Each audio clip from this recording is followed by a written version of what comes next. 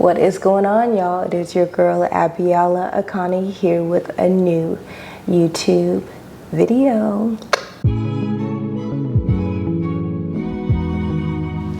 Welcome back, everyone, and as part of our non-performative yoga education series, we're going to get right into today's video. We're going to be discussing the third limb of the 8 limbs of yoga, which is asana. Now, before I get into that, make sure you check out my previous videos. Video or episode number 1, I'm breaking down what each of the 8 limbs are, and in video number 2, I'm providing a more introspective meaning of the yamas and the niyamas, which are the first and second limb of the 8 limbs of yoga.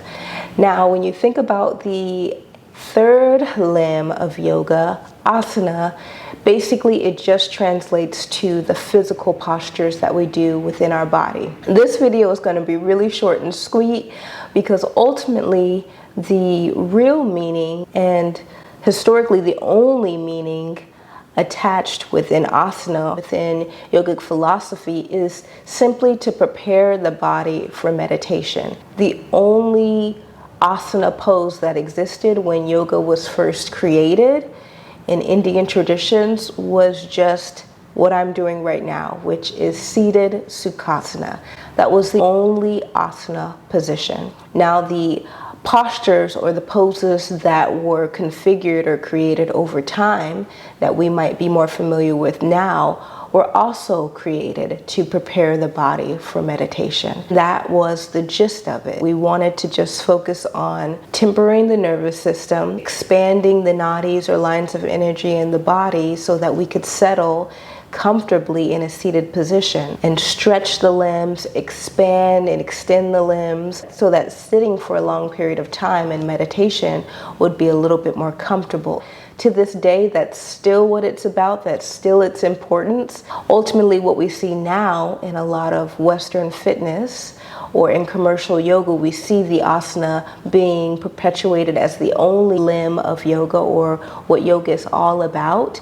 And that is where the practice gets somewhat distorted because it's just a singular part of the practice. Now, I don't want to negate the importance of the physical postures because they're incredibly important.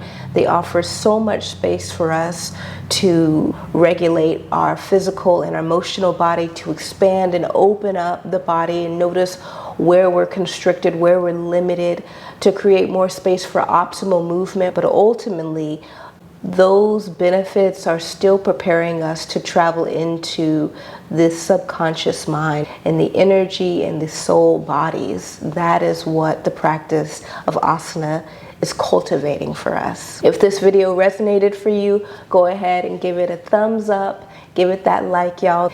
And if you've been following me for a while and you are a yogi looking to explore the deeper practices and studies of yoga, I invite you to apply for my non-performative 200-hour yoga teacher training beginning March 2nd. We are currently accepting applications for Cohort 4. You'll find the link below in the description box to apply, and I look forward to receiving y'all's application. In the meantime, don't forget to follow your girl on the gram at Yoga by Biola, and don't forget to follow us at iya.well as well. Continue to be well. That's a lot of wells in there, and I'll see y'all very soon with episode 4.